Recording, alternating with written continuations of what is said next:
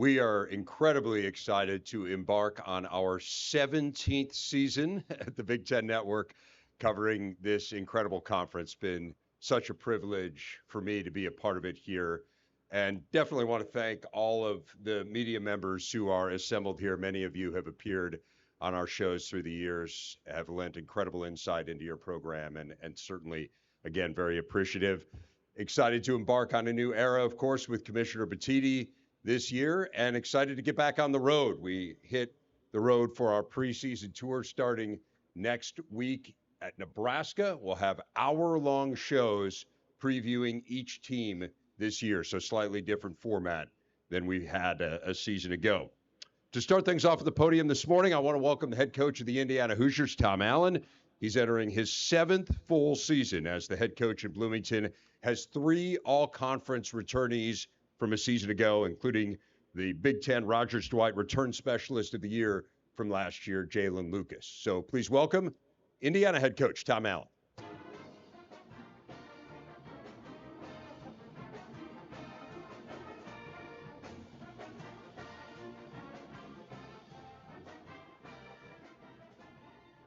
Thank you, Dave. I appreciate that. Just would like to welcome Commissioner Batiti to the Big Ten.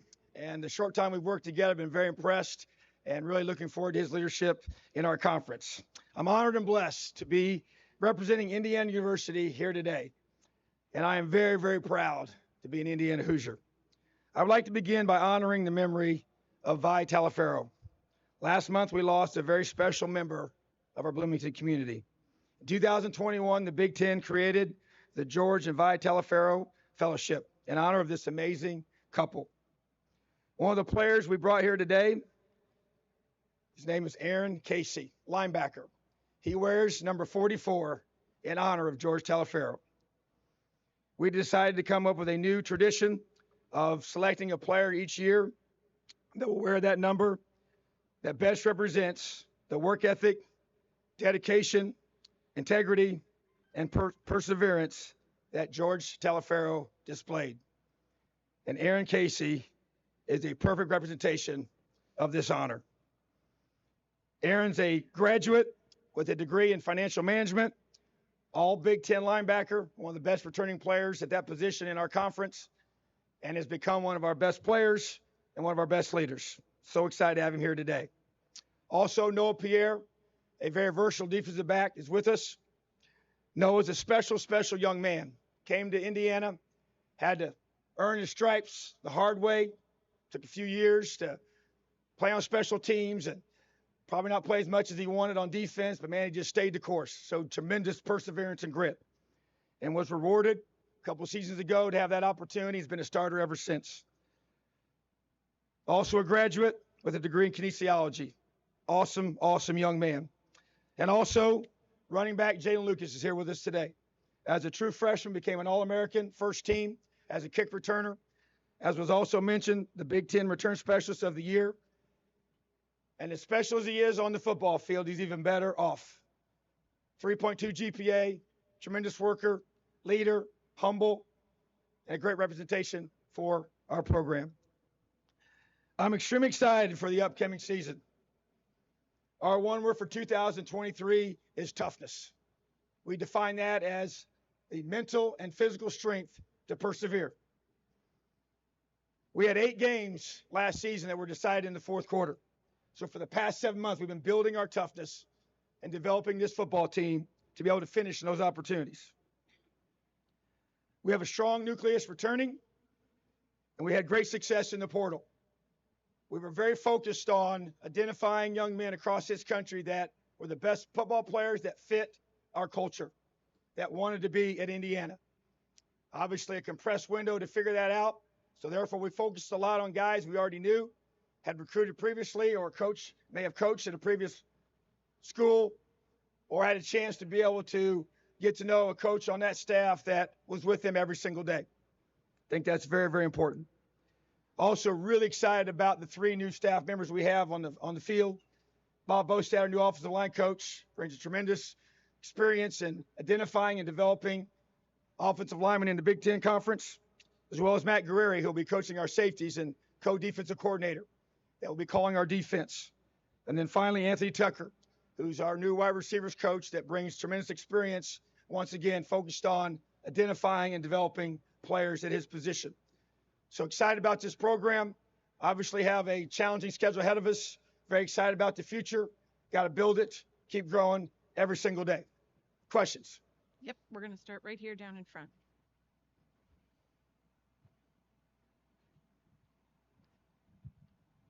Gwen Parks, Indiana University student television station. Coach, is it difficult to build confidence with such a young team when your first game of the season is against a powerhouse like Ohio State? Well, I've been blessed here. So I've been head coach for 7 years, and 5 of those 7 years we've opened with a Big Ten opponent. So very familiar with this process. My first season was the Ohio State Buckeyes back in 2017. So challenging, yes, but I would say it forces you to grow up real fast. And so the urgency that the offseason is impacted by this reality of who you play September 2nd to open the season, I think it helps you. It helps you grow. It helps you have that attention to detail at a high level. Everybody's excited about the start of the season, but I think when it's that kind of an opponent, it all gets raised to another level. So our team knows that. We understand that. There's an urgency that our staff has because of it, and fall camp is affected by that in a very positive way. So it's a challenge that we embrace without question. Coach, we'll go right down here in the center. Sammy Jacobs from Hoosier Huddle. The wide receiver group seems to be more diverse in body types and skill set and stuff like that. Is that something that Coach Tucker brought in? Is it something that you discussed with the coaching staff to change the room to make it a little bit more dynamic? Yeah, I think that it was something that we as a staff collectively identified, trying to create, explosive plays. I mean, you think about the game of football, and there's two real, stats are stats, but there are two ones that really matter, and that to me is, can you protect the football on offense? Can you create takeaways on defense? So that turnover ratio is one, and then the explosive play ratio. How many can you create on offense? How many can you prevent on defense? And so we're not creating enough of those on offense, and it's hard to drive the football 75 yards on the defenses in the Big Ten. So wanted to get some more receiver body types to help create more explosive plays. So that was by design, and even in the portal mindset to go after that, as well as even as we're recruiting guys in our current roster. So definitely by design as a staff to be able to try to create more explosion by our offense. Coach, we're going to stay to our right. Zach Osterman, Indianapolis Star. Tom, regarding Ohio State and opening with a Big Ten opponent as often as you have, I guess, what have you learned from those experiences in terms of how you build week one prep when you've done this so many times before, having to start with not just a Power 5 opponent, but a conference opponent? Well, I think that, like I said, it just fast forwards everything. It just causes you, and I get it, certain opportunities, you can kind of have a chance to slowly build up to a game like that. We don't have that luxury.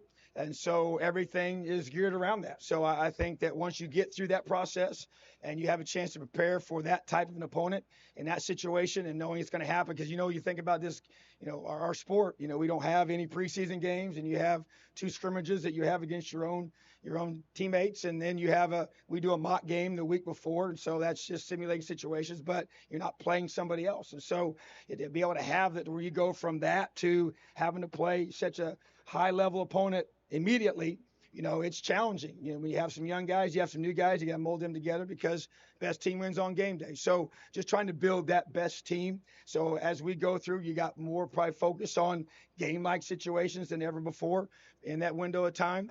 But like I said, once you get through that and you have that opportunity, man, it really allows you, I think, to have an advantage, in weeks 2, 3, and 4. We're staying down onto our right. Coach Daniel Ollinger, Hoosiers Now. In terms of the quarterback position, when you eventually do name a starter, how important is it to you and your coaches that starter is a dual threat quarterback? We saw how Dexter Williams opened up the offense with his ability to run last year towards the end of the season. So just when you name a starter, how important is it that they can also threaten in the ground game? Well, I just think, I'm a defensive coach, and so by trade, and I just know it gives us trouble. Anytime a quarterback can extend plays, and it's usually those when it's not, scripted, when they can be able to create, elongate, put pressure on your secondary, and be able to beat you with his legs. You have to account for him in your pressure, whether you got to spy him or whatever you need to do. So I think anybody, and I think moving forward, that's really what we want to be able to have at that position, to be able to extend those plays. So, yeah, I think it's a variable for sure. But at the same time, once you pick who that individual is, you got to make sure you're building, everything around them for they can be at their best and they can be able to be comfortable. And obviously, whoever it's going to be is going to be, a younger guy that's going to have to grow up really fast, So, but I think that ability to extend plays, I think we're even seeing at the NFL level how valuable that can be. You keep that guy healthy, it's obviously an extra weapon that's very effective. Coach. Over here, Coach. Coach Mason Williams with the Hoosier.com. I'm right here. I'm curious, you mentioned with your defensive background, now you're bringing in a new position coach that's going to call the defense for you. What goes into that decision for you? Well, for me, I chose to call it a year ago because I felt that was best for our program at that time.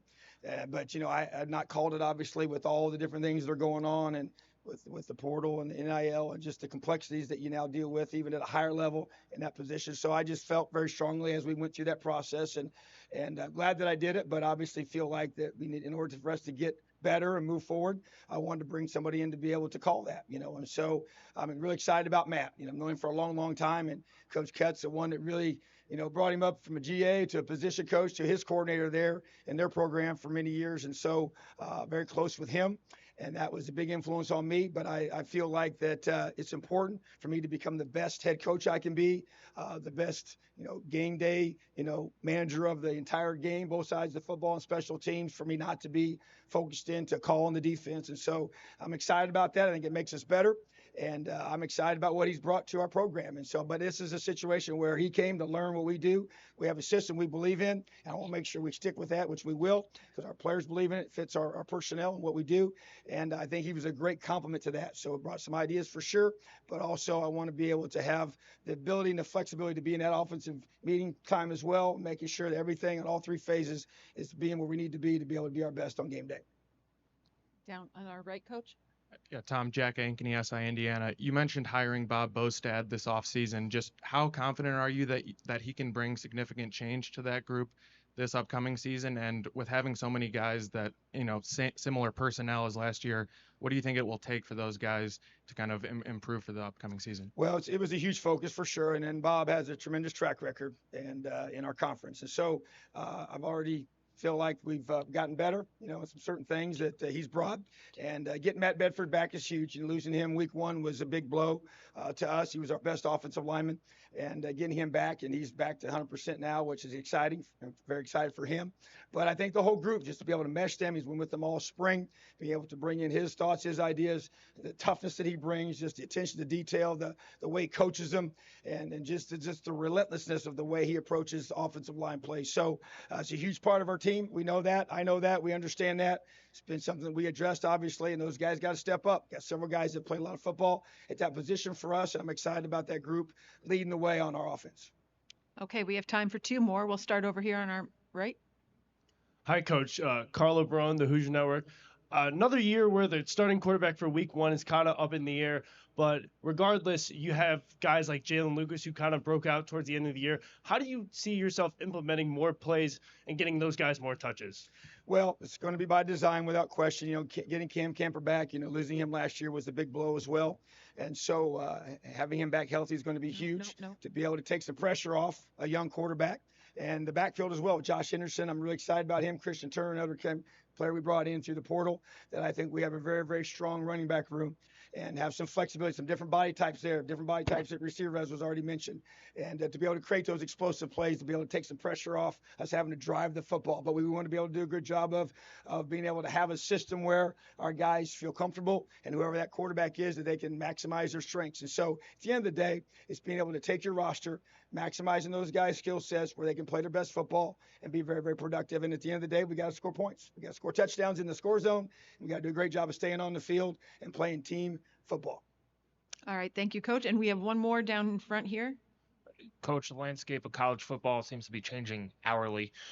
But one of the big things was the elimination of divisions in the Big Ten.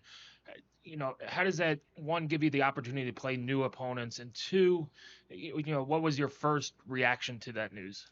Well, I mean, I think when you look at, bringing in UCLA and USC, man, that's pretty exciting. That's awesome. We bring 2024, UCLA comes to us. 2025, we get to go out to California to play USC. Last time we played the Trojans, O.J. Simpson was their tailback.